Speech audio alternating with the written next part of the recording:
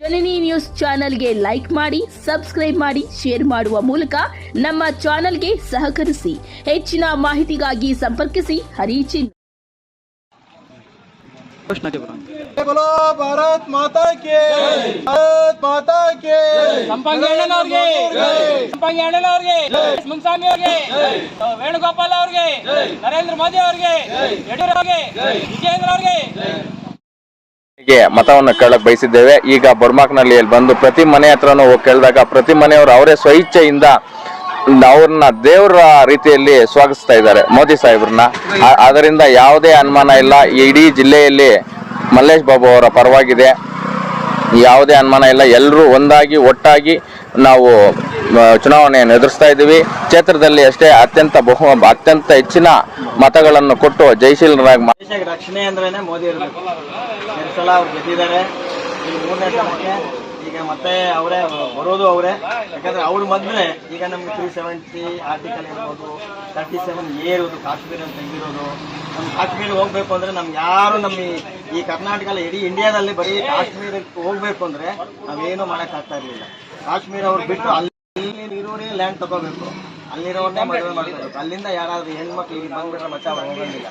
ಆ ತರ ಇದೆ. ಪ್ರತಿ ಮನೆಗಳಲ್ಲಿ ಬೊರ್ಮಾಕ್ನಹಳ್ಳಿ ಗ್ರಾಮದಲ್ಲಿ ಮನೆ ಪ್ರಚಾರ ವೇಳೆಯಲ್ಲಿ ಪ್ರತಿ ಮನೆಗೂ ಹೋಗ್ತಾ ಇರಬೇಕಾದ್ರೆ ಮೋದಿ ಅಭಿವೃದ್ಧಿ ನೋಡಿ ಈ ದೇಶದ ಹಿತೆಯಿಂದ ದೇಶ ರಕ್ಷಣೆಗೋಸ್ಕರ ಪ್ರತಿಯೊಬ್ಬರೂ ಮೋದಿಗೆ ಓಟ್ ಕೊಡಬೇಕು ಅಂತ ಸ್ವಇಚ್ಛೆಯಿಂದ ಅವರೇ ಬಂದು ನಮಗೆ ತಿಳಿಸ್ತಾ ಇದ್ದಾರೆ ನಾವು ಪ್ರಚಾರ ಮಾಡೋ ವೇಳೆಯಲ್ಲಿ.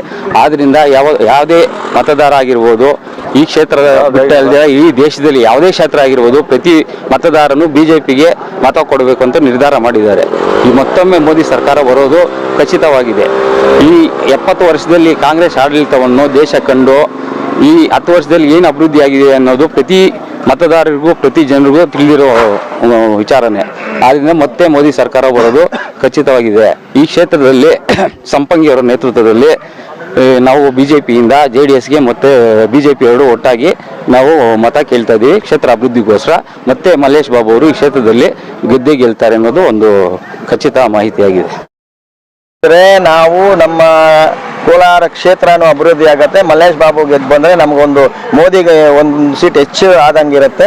ಯಾಕಂದರೆ ನಮ್ಮ ಉದ್ದೇಶ, BJP ಅವ್ರ ಉದ್ದೇಶ ಏನಿದೆ ಅಂದರೆ BJPಯಲ್ಲಿ ಈ ಸಲ 400ಗಿಂತ ಹೆಚ್ಚು ಸೀಟ್ಗಳು ಬರಬೇಕು ಅನ್ನೋದು ಆ ಕಾಯಕಲ್ಪ ಇರೋದ್ರಿಂದ ನಮಗೆ ಈಗ ಏನಿದ್ರೆ ಕೂಡ ಮೋದಿಗೆ ಈಗ ಇಲ್ಲಿಂದ ನಾವು ಮೈತ್ರಿ ಪಕ್ಷ ಆಗಿರೋದ್ರಿಂದ JDS ಮತ್ತು BJP ಎರಡು ಮೈತ್ರಿ ಆಗಿರೋದ್ರಿಂದ ನಮಗೆ ಈಗ ಇಲ್ಲಿ JDS ಇಲ್ಲಿ ಗೆದ್ದರೆ ನಮಗೆ ಇನ್ನೊಂದು ಸೀಟ್ ಹೆಚ್ಚಿಗೆ ಆದಂಗೆ ಇರುತ್ತೆ. ಅದರಿಂದ ಏನಂದರೆ ನಾವು ಈಗ ಮೋದಿಯವರ ಬಲಪಡಿಸಿದಂಗೆ ಆಗುತ್ತೆ. ಮಲ್ಲೇಶ್ ಬಾಬು ಅವ್ರು ಬಂದರೆ ಮೋದಿಯವರ ಬಲಪಡಿಸಿದಂಗಾಗುತ್ತೆ. ನಮ್ಮದು ಇನ್ನೊಂದು ಏನಂದರೆ ಲೋಕಲ್ಲು ಮಲ್ಲೇಶ್ ಬಾಬು ಅವರು ಸ್ಥಳೀಯರು ನಮಗೆ ಏನಂದರೆ ನಮಗೆ ಅನುಕೂಲ ಆಗುತ್ತೆ. ಬೇರೆ ಎಲ್ಲೋ ಇರೋವನ್ನ ಬೆಂಗಳೂರವನ್ನ ಡೆಲ್ಲಿಯವನ್ನ ಕರ್ಕೊಂಡು ಬಂದಿಲ್ಲ ಆಗ್ಬಿಟ್ಟು ಅವ್ರ ಹತ್ರ ಮತ್ತೆ ನಾವು ನೋಡೋಕೆ ಕೂಡ ಆಗಲ್ಲ. ಇದರಿಂದ ಏನಂದರೆ ನಮ್ಮ ಮಲ್ಲೇಶ್ ಬಾಬು ಹತ್ರ ಇರೋನು, ಎಲ್ರಿಗೂ ಪರಿಚಯ ಇರೋನು. ಅದು ಇಲ್ಲದೆ ನಮ್ಮ ಈ ಏರಿಯಾಕ್ಕೆ ಎಲ್ರಿಗೂ ಪರಿಚಯ ಇರುವಂಥ ವ್ಯಕ್ತಿ. ಅದು ಬಂಗಾರಪೇಟೆನಲ್ಲಿ 2 ಸಲ ಪಾಪ ಆತನು ಕಡಿಮೆ ಅಂತರದಲ್ಲಿ ಸೋತಿದ್ದಾನೆ. ಆ ಥರ ಇದ್ದರೆ ಕೂಡ ಈಗ ನಮಗೆಲ್ರಿಗೂ ಪರಿಚಯ ಆಗಿದ್ದಾನೆ. ನಮ್ಗೆ ಕೂಡ ಇದೆಲ್ಲ ಈ ಕಡೆ ಇರೋರಿಗೆ ಎಲ್ಲ ಕಡೆ ಏರಿಯಾದಲ್ಲೇನು ಮಲ್ಲೇಶ್ ಬಾಬು ಅಂದರೆ ಎಲ್ರಿಗೂ ಗೊತ್ತಿದೆ. ಈಗ ಶ್ರೀನಿವಾಸಪುರ ಆಗಲಿ, ಇಲ್ಲ ಮುಳುಬಾಗಲು, ಇಲ್ಲ ಚಿಂತಾಮಣಿ, ನಮ್ಮ KGF, ಬಂಗಾರಪೇಟೆ, ಯಾಕಂದರೆ ಬಂಗಾರಪೇಟೆ ಎಲ್ಲ ನಿಂತಿದ್ದವರು ಇದು ಇರೋದ್ರಿಂದ ನಮ್ಮ ಮಲ್ಲೇಶ್ ಬಾಬುವನ್ನು ಗೆದ್ದಿದ್ರೆ ನಮಗೆ ಇನ್ನೂ ಹೆಚ್ಚಿನ ಅನುಕೂಲ ಆಗುತ್ತೆ. ಈಗ ಮೊದಲು ನಮಗೆ ಏನು ಅನುಕೂಲ ಆಗಿದೆಯೋ ಇಷ್ಟು ದಿನ 5 ವರ್ಷ BJP ಇರೋದ್ರಿಂದ ನಮ್ಮ ಕ್ಷೇತ್ರ ಇಡೀ ಕೋಲಾರ ಕ್ಷೇತ್ರನೇ ಒಳ್ಳೆಯ ಅಭಿವೃದ್ಧಿ ಆಗುತ್ತೆ ಅನ್ನೋ ಭಾವನೆಯಿಂದ ನಾವು ಮಲ್ಲೇಶ್ ಬಾಬುಗೆ ಮತ ಹಾಕಬೇಕಾಗತ್ತೆ. ಯಾಕಂದರೆ ಈಗ ನಮ್ಮ ಕ್ಷೇತ್ರದಲ್ಲಿ ಮುನ್ಸ್ವಾಮಿ ಅವರು 5 ವರ್ಷನೂ ಕೆಲಸಗಳು ಮಾಡಿದರೆ ಕೂಡ ಮತ್ತೆ ನಮಗೇನಾಗಿದೆ, ಈಗ ಅದಕ್ಕೆ ಮುಂಚೆ ಎಲ್ಲ ನಮ್ಮ ಸಂಪಂಗಿಯವರು, ಅವರ ತಾಯಿ ರಾಮಕ್ಕ ಅವರು ಈ ಕ್ಷೇತ್ರದಲ್ಲಿದ್ದು 10 ವರ್ಷನೂ ಎಲ್ಲರೂ ಬೇಕಾದಷ್ಟು ಎಲ್ಲ ಊರುಗಳಲ್ಲಿ ಎಲ್ಲ ನಮ್ಮ KGF ಕ್ಷೇತ್ರದಲ್ಲಿ ಅನುಕೂಲ ಆಗಷ್ಟು ರೋಡ್ಗಳಾಗಲಿ, ಇಲ್ಲ ಮನೆಗಳಾಗಲಿ, ಎಲ್ಲ ನಮಗೆ ಬೇಕಾಗಿರೋ ಐಮಾಸ್ ಲೈಟ್ಗಳೆಲ್ಲ ಮಾಡಿಕೊಟ್ಟಿದ್ದಾರೆ. ಬಟ್ ಏನಂದರೆ ಇನ್ನು ಮುಂದಕ್ಕೆ ಮೊನ್ನೆ ಕೆಲವು ಕಾರಣಾಂತರಗಳಿಂದ ನಾವು ಅಲ್ಲಿ ಸೋತಿದ್ದೀವಿ. ಆದರೆ ಕೂಡ ಮುಂದಕ್ಕೆ ನಮ್ಗೆ ಅನುಕೂಲ ಆಗುತ್ತೆ.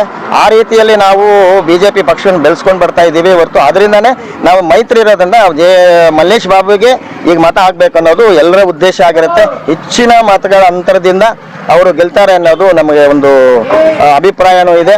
ಯಾಕಂದ್ರೆ ಇಲ್ಲಿ ನಡೀತಾ ಇರೋದು ಈಗ ನಾವು ಮಾಡ್ತಾ ಇರೋ ಪ್ರಚಾರದಲ್ಲಿ ಹಾಗೂ ನಮ್ಗೆ ಜನನ ಸ್ಪಂದನೆ ಎಲ್ಲ ನೋಡಿದ್ರೆ ಮಲ್ಲೇಶ್ ಬಾಬು ಅವರು ತುಂಬಾ ಮೊದಲು ಮುನ್ಸಾಮಿಯನ್ನ ಅವರು 2,10,000 ಗೆದ್ದಿದ್ರು. ಇವರು ಹೆಚ್ಚು ಕಡಿಮೆ 4 ಲಕ್ಷದಲ್ಲಿ ಗೆಲ್ಲುವಂತ ಸೂಚನೆಗಳು ಈಗಲೇ ಕಂಡು ಬರ್ತಾ ಇದೆ. ದಯಮಾಡಿಸಿ ನಮ್ಮೆಲ್ಲಾ ಮತದಾರರು ನಾವು ಒಂದು ವಿನಂತಿ ಮಾಡ್ಕೊಳ್ತೀವಿ, ನೀವು ಕಾಂಗ್ರೆಸ್ಗಂತೂ ಓಟ್ ಹಾಕ್ಲೇಬೇಡಿ. ಕಾಂಗ್ರೆಸ್ಗೆ ಹಾಕಿದ್ರೆ ನಾವು ದುರಾಡಳಿತ ಬರುತ್ತೆ. ನೀವು ಬರೀ ಯಾವುದೋ ಬಿಟ್ಟಿ ಭಾಗ್ಯಗಳು ನಿಮ್ಗೆ ತೋರಿಸ್ಬಿಟ್ಟು ಆ ಬಿಟ್ಟಿ ಭಾಗ್ಯಗಳು ಈಗ ಮತ್ತೆ ಎಲೆಕ್ಷನ್ ಆದ್ರೆ ಮತ್ತೆ ಗೌರ್ಮೆಂಟ್ ಇರತ್ತೆ ಇರಲ್ವ ಯಾರಿಗೂ ಗೊತ್ತಿಲ್ಲ. ಆ ಪರಿಸ್ಥಿತಿಯಲ್ಲಿ ಇರುವಾಗ ಮತ್ತೆ ಅದಕ್ಕೆ ಹಾಕಿ ಮತ್ತೆ ನಾವು ಕೈ ಸುಟ್ಕೊಳ್ಳೋದು ಬೇಡ. ಈಗಲೇ ಕಾಂಗ್ರೆಸ್ಗೆ ಹಾಕಿ ಟೋಟಲ್ ಆಗಿ ನಮ್ಮ ಕರ್ನಾಟಕದಲ್ಲೇ ಅನ್ಯಾಯ ಆಗ್ತಾ ಇದೆ.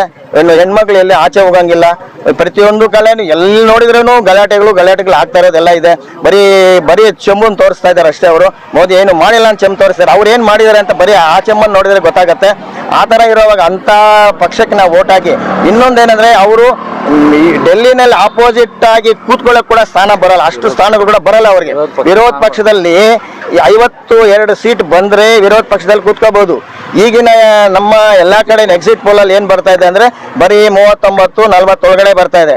ಈಗ 2 ಸಲ ಕೂಡ 19ರಲ್ಲಿ ಆಗಲಿ ಈಗ 14ರಲ್ಲಾಗಿ ಅವ್ರು ಇದುವರೆಗೂ ಕೂಡ ಆಪೋಸಿಟ್ ಅಲ್ಲಿ ಕೂತ್ಕೊಳ್ಳೋಕೆ ಕೂಡ ಇಲ್ಲ.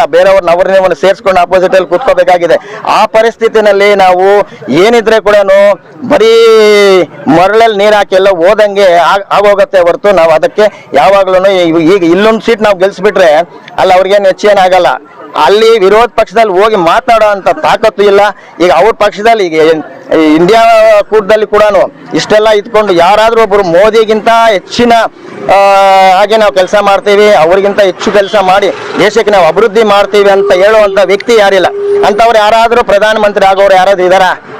ಈಗ ಬೇರೆ ಆಪೋಸಿಟ್ ಪಕ್ಷದಲ್ಲಿ ಈಗ ಅವ್ರೇನು ಮಾಡಿದ್ರು 26 ಪಕ್ಷಗಳೆಲ್ಲ ಸೇರ್ಬಿಟ್ಟು ಒಂದು ಕೂಟಗಿ ಮಾಡಿದ್ರು. ಅದರಲ್ಲಿ ಒಂದ್ ಕಡೆ ಈ ಕಡೆ ಹೋಗುತ್ತೆ, ಇನ್ನೊಂದು ಪಕ್ಷ ಆ ಕಡೆ ಹೋಗುತ್ತೆ, ಇನ್ನೊಂದು ಪಕ್ಷ ಈ ಕಡೆ ಹೋಗುತ್ತೆ. ಅದರಲ್ಲಿನೂ ಅವರ ಅಲಯನ್ಸ್ ಅಲ್ಲಿ ಕೂಡ ಯಾರಾದ್ರೂ ಒಬ್ರು ನಾವು ಮೋದಿಗಿಂತ ಗಟ್ಟಿಯಾಗಿ ನಾವು ಕೆಲಸ ಮಾಡ್ತೀವಿ, ಅವ್ರಿಗಿಂತ ನಾವು ಇನ್ನೂ ಅಭಿವೃದ್ಧಿ ಮಾಡ್ತೀವಿ ಅಂತ ಹೇಳುವಂಥದ್ದು ನಾವೇ ಪ್ರಧಾನಮಂತ್ರಿ ಇಂಥ ಕ್ಯಾಂಡಿಡೇಟೇ ನಾವು ಪ್ರಧಾನಮಂತ್ರಿ ಅಂತ ಹೇಳೋಕೆ ಕೂಡ ಅವ್ರ ಹತ್ರ ಯಾರು ಇಲ್ಲ. ಅಂತ ಪರಿಸ್ಥಿತಿನಲ್ಲಿ ನಾವು ಹಾಕೋ ಓಟು, ನಾವು ನಮ್ದು ಪವಿತ್ರವಾದ ಓಟು, ನಾವು ಏನಂದ್ರೆ 5 ವರ್ಷಕ್ಕೊಂದ್ಸಲ ಹಾಕ್ತೀವಿ. ಬರೀ ಅವರು ಏನೋ ಬಂದು ತೋರಿಸ್ಬಿಟ್ಟು ಎಲೆಕ್ಷನ್ ಟೈಮಲ್ಲಿ ಬಂದು ಒಂದು 500 ರೂಪಾಯಿ ಕೊಟ್ಬಿಟ್ಟು ನೀವು ಓಟ್ ಹಾಕ್ಬಿಟ್ಟು ಅಂತ ಹೇಳಿದಾಗ 500 ರೂಪಾಯಿಗೆ ನಾವು ಮರಳಾಗ್ಬಿಟ್ಟು ನಮ್ಮ ಓಟ್ ಎಲ್ಲ ಕಂಪ್ಲೀಟ್ ಆಗಿ ತಗೊಂಡೋಗಿ 5 ವರ್ಷ ನಮ್ಮ ಜೀವನನೇ ನಾವು ಲಾಸ್ ಮಾಡ್ಕೊಳ್ತೀವಿ. ಆಮೇಲೆ ನಮ್ಗೆ ಗೊತ್ತಾಗುತ್ತೆ ಅಯ್ಯೋ ಈ ತರ ಆಗೋಯ್ತೆ. ಈಗ ಅದೇ ಹುಬ್ಳಿನಲ್ಲಿ ನೆನ್ನೆ ಆಗಿರೋ ಘಟನೆಯನ್ನ ಬೇರೆ ಕಡೆ ಅದೇ ನಮ್ಮೂರಲ್ಲಿ ಆಗಿದ್ರೆ ನಮ್ಗೆ ಗೊತ್ತಾಗ್ತಾ ಇತ್ತು ನಮ್ಗೇನಿದೆ, ನಮ್ಗೇನು ಮೋದಿ ಏನು ಮಾಡಿದ್ದಾರೆ ಅಂತ. ಪ್ರತಿಯೊಂದು ಮೋದಿ ಮಾಡದೇ ಇದ್ರೆ ಏನೂ ಆಗಲ್ಲ. ಈಗ ಉಜ್ವಲ ಸ್ಕೀಮ್ ಬಂತು, 570 ರೂಪಾಯಿ ನಿಮ್ಗೆ ಒಂದು ಸಿಲಿಂಡರ್ ಬರುತ್ತೆ. ಏನಿದೆ 90 ರೂಪಾಯಿಗೆ ಪೆಟ್ರೋಲ್ ಆಗುತ್ತೆ. ಈಗ ಅದು ಇಲ್ಲದೆ ಸೋಲಾರ್ ಈಗ ಏನಾಗುತ್ತೆ, ಮನೆಗೂ ಸೋಲಾರ್ ಬರುತ್ತೆ. ಸೋಲಾರ್ ಬಂದ್ಮೇಲೆ ನಾವು ಫ್ರೀ ಕರೆಂಟ್ ಆಗೋಯ್ತು, 1 ರೂಪಾಯಿ ಕೂಡ ನಾವು ಕಟ್ಟಂಗಿಲ್ಲ. ಅದಕ್ಕೆ ಆ ಸೋಲಾರ್ಗೂ ಸಬ್ಸಿಡಿ ಬರುತ್ತೆ.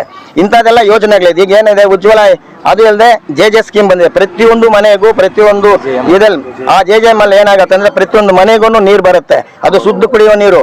ಅಲ್ಲಿ ಬಡವ ಸಾಹುಕಾರ ಯಾವುದೂ ಇಲ್ಲ. ಅಂತಾದ ಅಭಿವೃದ್ಧಿ ಎಲ್ಲ ನಡೀತಾ ಇದೆ. ಈಗ ಹೆಚ್ಚಿನ ರಸ್ತೆಗಳು, ಹೈವೇ ರಸ್ತೆಗಳೆಲ್ಲ ಮತ್ತೇನೋ ಅಭಿವೃದ್ಧಿ ಆಗಕ್ಕೆಲ್ಲ ಇದೆ. ಹೆಚ್ಚು ಕಡಿಮೆ ಅಂದ್ರೆ ಈಗ 4 ಕೋಟಿ ಮನೆ ಕೊಡಕ್ಕೆಲ್ಲನೂ ವ್ಯವಸ್ಥೆ ಆಗ್ತಾ ಇದೆ. ಯಾರು ಮನೆಗಳಿಲ್ಲೋ ಬಡವರಿಗೆಲ್ಲ ಮನೆಗಳು ಸಿಗತ್ತೆ. ಅಂತದೆಲ್ಲ ಒಳ್ಳೆ ಸ್ಕೀಮ್ಗಳು ಇಟ್ಕೊಂಡು ಈಗ CAA ಇರ್ಬೋದು, CAA ನಾವು ಮಾಡೇ ಮಾಡ್ತೀವಿ ಅನ್ನೋ ಒಂದು ದೃಢ ನಿಶ್ಚತೆ ಇದೆ. ಅದು ಇಲ್ಲದೆ ಅದೆಲ್ಲ ಇರುವಾಗ ನಾವು ಮೋದಿಯನ್ನೇ ಗೆಲ್ಸ್ಬೇಕಾ ಹೊರತು ಬೇರೆ ಯಾವುದೋ ಸೋಲೋ ಅಂತ ಪಾರ್ಟಿಗೆ ನಾವು ಓಟ್ ಹಾಕಿ ನಮ್ಮ ಓಟನ್ನು ನಾವು ಅನ್ಯಾಯ ಮಾಡ್ಕೋಬೇಕು ಅನ್ನೋಂತ ನಾನು ಎಲ್ಲ ಮತದಾರರಲ್ಲಿ ಕೇಳ್ಕೊಳ್ತೀನಿ. ದಯಮಾಡಿಸಿ ನೀವು ಮಲ್ಲೇಶ್ ಬಾಬುಗೆ ಓಟ್ ಹಾಕಿ. ಮಲ್ಲೇಶ್ ಬಾಬು ಗೆಲ್ತಾರೆ. ಮಲ್ಲೇಶ್ ಬಾಬು ಗೆದ್ರೆ ಮೋದಿ ಗೆದ್ದಂಗೆ. ನಮ್ಮ ಕ್ಷೇತ್ರದಿಂದ ನಾವು ಒಬ್ಬರನ್ನ ಕೋಲಾರ ಜಿಲ್ಲೆಯಿಂದ ಮೋದಿಗೆ ಒಂದು ಸೀಟ್ ಕೊಟ್ಟಂಗೆ ಆಗುತ್ತೆ. ದಯಮಾಡಿಸಿ ಎಲ್ಲ ಮತದಾರರಲ್ಲಿ ನಮ್ಮ ಕ್ಷೇತ್ರದ ಈ KGF ಕ್ಷೇತ್ರದ ಎಲ್ಲ ಮತದಾರರಲ್ಲಿ ನಾನು ಬೇಡ್ಕೊಳ್ತೀನಿ. ದಯಮಾಡಿಸಿ ತಾವೆಲ್ಲರೂ ಮಲ್ಲೇಶ್ ಬಾಬುಗೆ ತಮ್ಮ ಅಮೂಲ್ಯವಾದ ಓಟನ್ನು ಹಾಕಿ ಗೆಲ್ಲಿಸ್ಬೇಕಂತ ಕೋರ್ತೀನಿ. ಜೈ ಹಿಂದ್, ಜೈ ಕರ್ನಾಟಕ. ಈ ರಾಜ್ಯದ ಮಣ್ಣಿನ ಮಗ ಎಂದು ಹೆಸರುವಾಸಿಯಾಗಿರತಕ್ಕಂತಹ ದೇವೇಗೌಡರು ಸಾಹೇಬರ ಅಭಿವೃದ್ಧಿ ಮತ್ತು ರೈತರ ಸಾಲ ಮನ್ನಾ ಮಾಡಿರತಕ್ಕಂತಹ ಕುಮಾರಸ್ವಾಮಿ ಅವರ ಅಭಿವೃದ್ಧಿ, ಯಡಿಯೂರಪ್ಪನವರ ಅಭಿವೃದ್ಧಿ, ಬೊಮ್ಮಾಯಿ ಸಾಹೇಬರ ಅಭಿವೃದ್ಧಿಯನ್ನು ನೋಡಿ ಈ ಸಲ ಇಬ್ಬರೂ ಅಲಿಯನ್ಸ್ ಆಗಿ ನಮ್ಮ ರಾಜ್ಯ ಮಟ್ಟದಲ್ಲಿ ಅಲಿಯನ್ಸ್ ಆಗಿ ಈ ಕೋಲಾರ ಕ್ಷೇತ್ರವನ್ನು JDS ಬಿಟ್ಕೊಟ್ಟಿರ್ತಾರೆ. JDS ಬಿಟ್ಕೊಟ್ಟ ನಂತರ ನಾವೆಲ್ಲರೂ ವಿಶ್ವಾಸ ಇದೆ. ಮತ್ತು 2008ರಿಂದ 2013ರವರೆಗೆ 18ರವರೆಗೆ ಮಾನ್ಯ ಇಂದಿನ ಶಾಸಕರಾದಂಥ ವೈಸಂಪಂಗಿ ಅವರ ಅಭಿವೃದ್ಧಿ ಹಣ್ಣನ್ನು ನೋಡಿ ಎಲ್ಲರೂ ಮತವನ್ನು ನೀಡ್ತಾರೆ.